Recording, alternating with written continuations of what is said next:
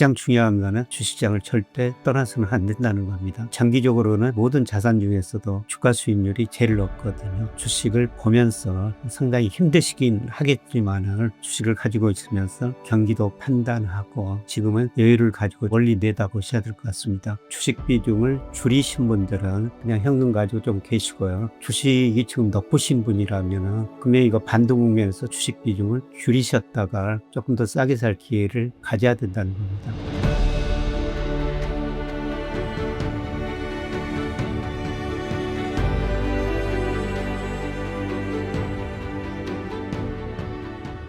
여러분 안녕하십니까. 오늘 7월 FOMC가 발표가 됐습니다. 그 내용을 주식시장하고 함께 설명을 드리도록 하겠습니다. 우선 그 시장이 예상한 것처럼 연방기금금리, 기준금리라고 그러죠. 3.50에서 3.75%로 동결했습니다. 그러나 오시 연준 의장이 이야기한 것처럼 집안 싸움이 있었다 그러는데 동결에 반대하는 의원이 3명이 있었습니다. 3명은 금리를 인상하자 이렇게 주장했습니다. 그리고 경제 발표 내용을 보면요. 경제 선장은 견조하다. 그 다음에 생산성과 자본 투자는 강하다. 고용은 증가하고 있다. 그러나 인플레이션은 2%를 넘어서고 있다. 발표문에 이런 내용들이 적혀져 있습니다. 미국 금리는 정말 탄력적입니다. 경기가 나쁘면 가감하게 내렸다가 거의 0%까지 내리죠. 그리고 경기가 좋아지면 거의 5.5%까지 올렸습니다. 최근 동향을 보면요. 코로나 때 0.25%까지 내렸었죠. 그리고 양적 완화를 통해 가지고 4조 달러 넘는 돈을 풀었었어요. 그런데 물가가 오르다 보니까 다시 그 기준금리를 5.50%까지 올리고 그 다음에 양적 축소를 단행했었습니다. 그리고 다시 경기 둔화되는 조짐이 나타나기 때문에 금리를 계속 내리다가 현재는 3.75%도 중단하고 있고요. 그 다음에 양적 축소도 중단했습니다. 최근에 보면은 돈이 연준의 자산이 다소 늘어난 모습이 나타나고 있습니다. 연준이 미국 경제가 견조하다 이렇게 평가했는데요. 코로나 때 미국 경제가 급격한 침체에 빠졌습니다. 그 뒤로 가감한 재정정책, 통화정책으로 경기가 빨리 회복됐고요. 현재 잠재 수준에서 성장하고 있습니다. 잠재 성장률이 2% 추정하고 있는데요. 1분기에 미국 경제가 연율로 2.1% 성장했습니다. 그리고 2분기 데이터는 오늘 저녁에 발표가 되죠. 시장 예상치는 2.3%입니다. 그리고 고용은 꾸준히 증가하고 있습니다. 실업률은 저점에서 약간 올라왔습니다만 과거 평균보다 낮은 수준에서 안정되고 있습니다. 그리고 연준 발표 보면은 노동 생산성이 강하다 이런 이야기를 했는데요. 미국의 노동 생산성이 2008년에서 2019년까지 연평균 1.5% 증가했습니다. 그러나 2020년 이후로는 연평균 2.2% 정도 과거보다 좀 높아지고 있습니다. 물론 IT 혁명이 있었던 96년에서 2000년에 연평균 2.9%였는데요. 그때보다 낮지만은 다시 그 생산성이 증가하고 있다 이렇게 평가했습니다. 문제는 물가죠. 미국 소비자 물가 연준의 그 목표치가 개인 소비지출 물가 기준으로 2%입니다. 그런데 최근 5%를 계속 넘어서고 있죠. 그래서 일부에서는 물가 목표치를 계속 넘어서고 있기 때문에 연준이 물가 목표치를 높여야 되지 않느냐 이런 것 시장 견해도 나오고 있습니다만 오시 연준 의장은 전혀 아니다. 2%를 그대로 유지하겠다. 연준의 통화정책 목표 물가 안정인데요. 그거는 계속 고수하겠다. 2%를 고수하겠다. 이런 식으로 이야기를 했습니다. 오늘 저녁에도 그 PCE 6월 물가가 발표되는데요. 5월에 4.1%로 굉장히 높았습니다. 그런데 6월에는 시장 예상치는 3.7%로 다소 낮아질 거로 전망하고 있습니다만 여전히 연준의 목표치를 넘어서고 있기 때문에 이 측면에서는 연준이 금리를 인상해야 된다. 그래서 연준의 12명 위원 중 9명 동결을 주장했습니다만 아마 물가 때문에 3명이 금리 인상을 주장했던 것 같습니다. 문제는 앞으로 연준이 정말 금리를 인상할 것인가. FOMC가 올해 3번 남았습니다. 9월, 10월, 12월 남았는데요. 일부 그 시장 전문가들은 9월에 올릴 것이다. 이렇게 지금 보고 있는 것 같습니다. 실제로 제가 테일러준 측에서 적정금리 추정해 보면요. 올라가고 있어요. 그런데 통화정책은 아마 선제적일 겁니다. 그래서 저는 내년에 그 미국 경제 성장률이 소비 중심으로 그 둔화될 것이기 때문에 금리 올릴 가능성은 낮다. 그리고 내년에 오히려 금리를 내릴 가능성이 높다. 이렇게 지금 보고 있습니다. 문제는 미국 경제가 계속 좋아질 것인가 여기에 달려 있는데요. 그거는 소비에 의존하고 있습니다. 미국 GDP의 69%가 소비인데요. 그런데 앞으로 그 소비 증가세가 좀 둔화될 가능성이 높습니다. 미국 가계가 돈을 너무 많이 쓰다 보니까요. 저축률이 많이 낮아졌어요. 그리고 물가가 오르다 보니까 실질 가계소득은 거의 정체되고 있죠. 그 다음에 금리가 높다 보니까 미국 가계 이자 부담이 높고요. 그리고 소비 심리가 최근에 주가도 조정 보이면서 특히 그 컨퍼런스 보드 소비자 신뢰 지수가 위축되고 있습니다. 이런 걸 볼 때 빠르면 4분기 늦어도 내년 상반기에는 소비가 위축되면서 미국 경제 성장률이 전반적으로 둔화될 가능성이 높습니다. 그래서 이런 의미에서 저는 미국이 연준이 금리 인상 가능성은 매우 낮다. 그리고 내년에 가서는 오히려 내릴 수 있다. 이렇게 보고 있습니다. 우리가 관심을 가져야 될 게 또 하나는 금리보다는 그 케빈 오시의 5대 태스크포스인데요. TF팀을 5개 만들었습니다. 첫 번째 커뮤니케이션인데요. 이 내용은 뭐냐면은 그동안 점도표 경제 전망을 발표했는데 이걸 없애겠다는 것입니다. 그렇게 되면은 아마 포워드 가이던스가 없어지고요. 시장의 불확실성은 증가하게 될 겁니다. 두 번째로 그 대차 대조표 정책이에요. 오시 연준 의장은 양적 완화를 굉장히 싫어하고 있는 것 같습니다. 그래서 2020년 코로나 때문에 미 연준이 양적 완화를 통해 가지고 엄청난 돈을 풀었는데요. 그것 때문에 미국의 물가가 많이 오르고 있다. 양적 완화에 대해서는 부정적이고요. 이거는 시장이 그렇게 좋지 않은 것입니다. 소위 패드 푸시라고 그러죠. 경제가 어려워지고 시장이 어려워지면 연준이 그 돈을 풀어가지고 구해줄 것이다. 이거를 안 하겠다는 거죠. 그 다음에 데이터 측면에서 과거 데이터뿐만 아니라 실시간 데이터를 찾아가지고 금리 정책을 결정하겠다. 그 다음에 AI 혁명이 생산성과 고용에 얼마나 영향을 주는지 세밀하게 분석해가지고 통화 정책을 운용하겠다. 이런 측면이고요. 그 다음에 인플레이션도 PC 구성 요소를 최근에 바꾸고 있습니다. 그리고 물가 상승률도 절사 평균이라고 그러는데요. 지나치게 많이 오른 품목이나 지나치게 떨어지는 품목 일부 제외하고 물가 지수를 작성해가지고 통화 정책을 펼치겠다는 겁니다. 근데 어떻든 이런 과정에서 통화 정책의 불확실성은 증가하고 있는 것 같습니다. 이제 시장하고 관계를 좀 말씀드려보면요. 미국 10년 국채 수익률이 4.7%로 매우 높은 수준을 유지하고 있습니다. 장기적으로 2000년 이후로 보면요. 10년 국채 수익률이 연방 기금금리보다 1.2%포인트 정도 높습니다. 현재 4.7% 안팎인데요. 국채 10년 수익률이요. 그렇게 된다면 기준금리는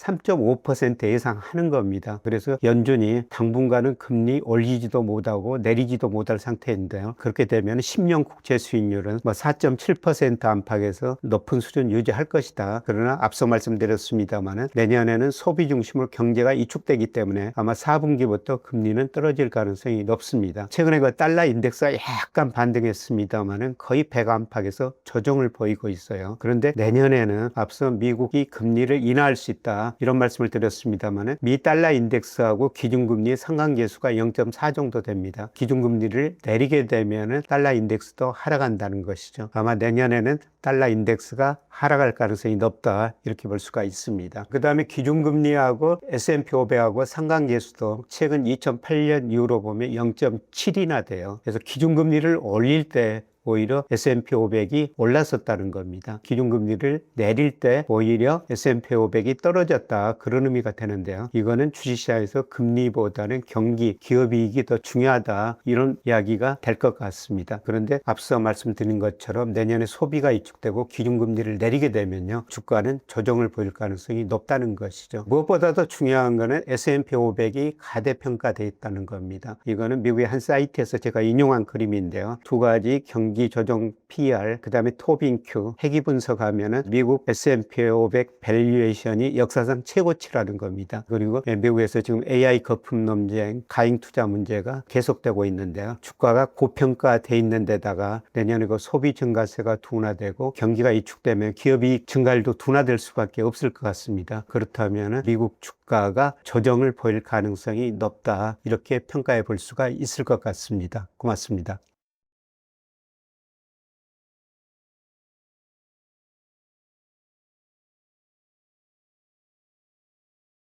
교수님 오늘 몇 시에 출근하신 거예요? 오늘 새벽 2시 반에 이 사무실에 나왔었습니다.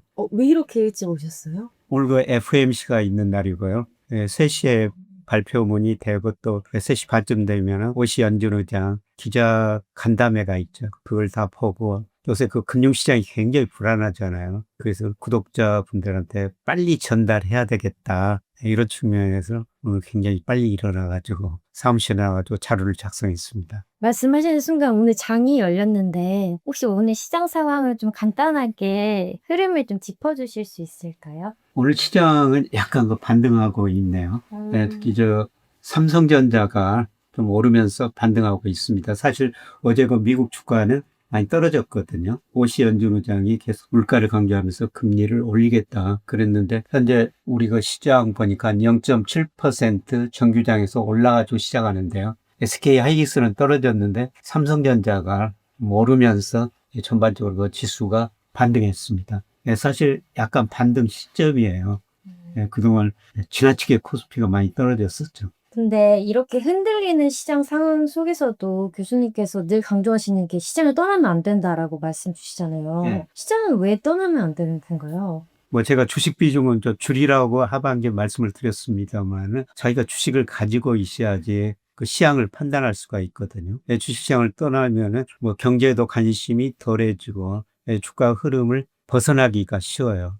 주가가 좋든 나쁘든 계속 지켜보면서 주시장이 결국 경제, 금융시장 다 반영한 거니까요. 지켜봐야 되는 거죠. 그러면 지금 시장이 조금 어려운 국면에 놓여 있는데 지금 투자자분들이 가장 주목해야 되는 변수는 어떤 거라고 생각하시나요? 저는 가장 중요한 게 여러분한테 늘 말씀드리지만은 선행지수 순환변동치다. 올라가면 경기가 좋아지는 거고 이게 떨어지면 경기가 나빠지는 거예요. 우리 코스피가 선행지수 순환변동치와 거의 같은 방향으로 움직이거든요. 물론 그 선행지수에 코스피가 포함이 돼 있어요. 그런데 같은 방향으로 움직이고 코스피를 예측하기보다는 선행지수는 상당히 안정적으로 움직이거든요. 선행지수를 예측하면서 대응하면은 우리가 자산 배분을 잘 할 수가 있죠. 사실 그동안 제가 작년 올 초까지는 선행지수가 올라가니까 주식비중 늘리셔도 좋습니다. 그런데 올 2분기 들어서면서 선행지수가 하반기에 떨어질 가능성이 높습니다. 그래서 주식 비중을 줄이는 게 좋습니다. 이런 말씀을 드렸는데요. 근데 지금 또 말씀 드리고 있는 사이에 또 많이 떨어졌습니다. 삼성전자가 실시간으로 지금 떨어지고 있는 것 같은데. 삼성전자도 다시 떨어지고 코스피가 1.3%에 다시가 떨어지고 있네요. 왜 이렇게 변동성이 심한 걸까요, 지금? 투자자들이 그만큼 좀 불안한 거죠. 그리고 경기 전환점이거든요. 네. 아까 선행지수가 지금 정점 무렵에서 하락 추세로 전환된 시점이고요. 그 다음에 AI에 대한 불안이 지금 점차 심화되고 있죠. 우리 개인 투자자들도 지금 굉장히 불안하실 거예요. 사실 지난 1년 반 동안 코스피가 오른 것만 보셨거든요. 그런데 최근에 이렇게 급락하니까 굉장히 불안하고 여기에 따라 가지고 매매를 조금 더 자주 하시는 것 같아요.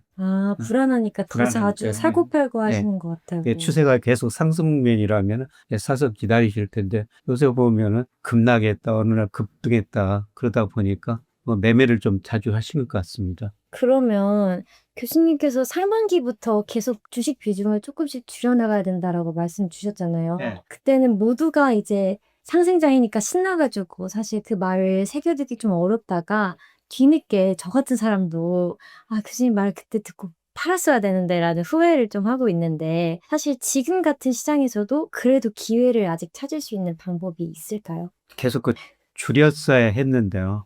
네. 만약 주식 비중이 높은 분들이라면 단기적으로 너무 급하게 반등했거든요. 물론 반등할 거예요. 언제나 하락 국면에서도 반등이 있거든요. 우리가 등산 가다 산을 내려다 보면 그냥 내리막길만 있는 거 아니라 계속 중간중간 언덕은 있습니다. 분명히 조만간 반등할 거예요. 반등할 때 만약에 못 줄이시고 주식 비중이 높으신 분이라면 줄여가시는 게 좋을 것 같습니다. 반등할 때 조금이라도 높게 파는 게 낫겠군요. 근데 그럼 만약에 지금 현금 비중이 많으신 분들은 어떻게 하는 게 좋을까요? 단기적으로 반등할 테니까 만약 단기 투자하신다면 좀 사셔도 되죠.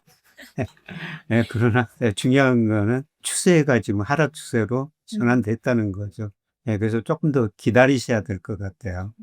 경제 지표들이 안정되든지, 지금 주식시장으로 돈이 계속 빠져나가고 있거든요. 그런 자금들이 조금 더 들어오든지, 그래서 미국의 AI 거품 논쟁이 좀 잠잠해지든지, 그런데 시간이 좀 많이 걸릴 것 같습니다. 그러면은 지금 교수님께서 투자자분들에게 가장 해주고 싶은 말씀이 있다면 어떤 게 있을까요? 예를 들어 지금 너무 불안해서 시장을 당장 떠나고 싶은 사람도 있을 거고 이미 손실액이 너무 커져서 너무 힘들어하고 계신 분들도 분명 있을 것 같은데 교수님께서 한마디 해주시면 감사할 것 같습니다. 우선 주가는 장기적으로 오릅니다. 2000년 이후로 우리 소비자 물가 상승률이 2.5% 상승했는데요. 우리 코스피가 연평균 8% 성장했어요. 거기다 배당금 포함하면은 한 10% 수익이 될 겁니다. 장기적으로 오르니까요. 주가라는 게 늘 사이클이 있죠. 또 떨어졌다 오릅니다. 제가 말씀드린 것처럼 좀 주식 비중을 줄이신 분들은 그냥 현금 가지고 좀 계시고요. 그 다음에 주식이 지금 높으신 분이라면은 금액 이거 반등 국면에서 좀 주식 비중을 줄이셨다가 조금 더 싸게 살 기회를 가져야 된다는 겁니다. 근데 가장 중요한 거는 이 주식시장을 절대 떠나서는 안 된다는 겁니다. 장기적으로는 모든 자산 중에서도 주가 수익률이 제일 높거든요. 주식을 보면서 상당히 힘드시긴 하겠지만은 주식을 가지고 있으면서 경기도 판단하고 지금은 여유를 가지고 좀 멀리 내다보셔야 될 것 같습니다.